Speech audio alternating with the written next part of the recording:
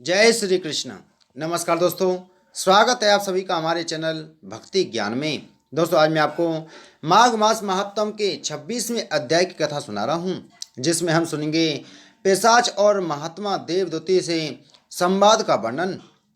इतनी कथा सुनाकर महर्षि वशिष्ठ कहने लगे, हे राजन, इस तरह शोक से व्याकुल उस पिशाच का करुणोदय रुदन सुनकर देवदूती का दिल दया से आर्द्र हो गया और उसे कष्टों से छुटकारा दिलाने की इच्छा से उसके पास चले गई।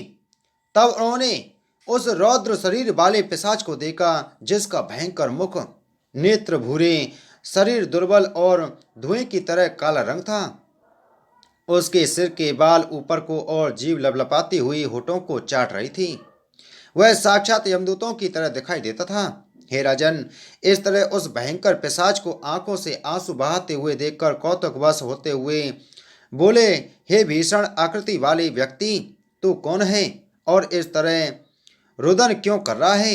हम तुम्हारा क्या उपकार कर सकते हैं, वह हमें बताओ। हे राजन, देवदूती के ऐसे मीठे वचन सुनकर रुदन त्याग कर पिशाच ने कहा, हे भगवान, यदि मैं महापापी हूँ तो भी आपके दर्शन करके मैंने यह अनुभव किया है कि अभी मेरा पिछला पुण्य भी बाकी है, क्योंकि बिना शुभ कर्मों के आप जैसे महात्माओं के दर्शन नहीं होते। मैं अपने पाप कर्मों की कथा सुनाता हूँ, सुनो।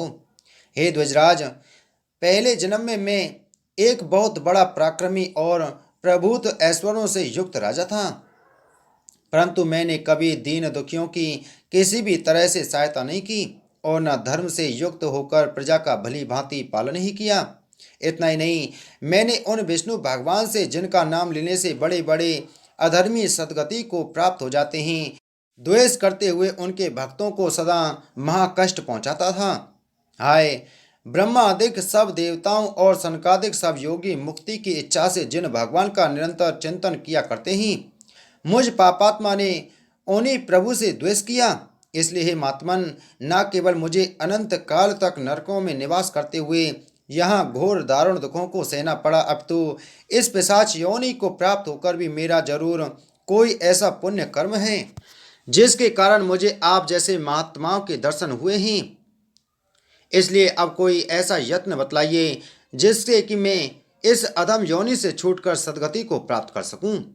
हे भगवान, यद्यपि वन पर्वतों पर नाना प्रकार के मधुर फलों से लदे हुए अनगिनत वृक्ष खड़े हैं और मधुर जल से भरे हुए अनेक जलाशय स्थित हैं, लेकिन मैं मंदभागी उनमें से कुछ भी प्राप्त नहीं कर सकता और रात दिन भूख प्यास से पीड़ित होकर रुदन करता हुआ पागलों की तरह वन पर्वतों में घूमता हूँ और एक क्षण के लिए भी मुझे कहीं पर चैन नहीं मिलता है।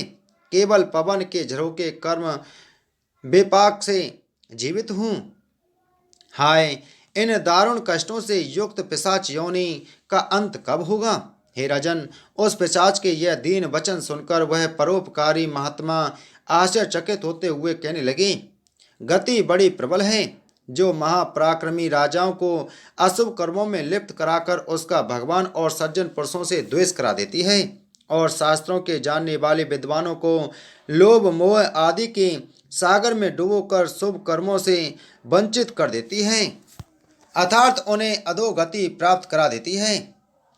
इसे भाग्य की विडंबना न कहा जाए तो फिर और क्या कहा जाए? हे पिशाच देहधारी राजन, खैर जो भी कुछ तुमने किया उसका फल प्राप्त किया, परंतु तुम्हें जगन्यंता परमेश्वर और उनके भक्तों से द्रोह करना उचित नहीं था। अब तुम्हारे पापों की शांति का केवल एक ही अवसर है कि कुंभ के अवसर पर तुम माघ के महीने में प्रयागराज में जाओ। वहां जाकर त्रिवेणी में विधि विधान से स्नान करते हुए भगवान का भजन करो।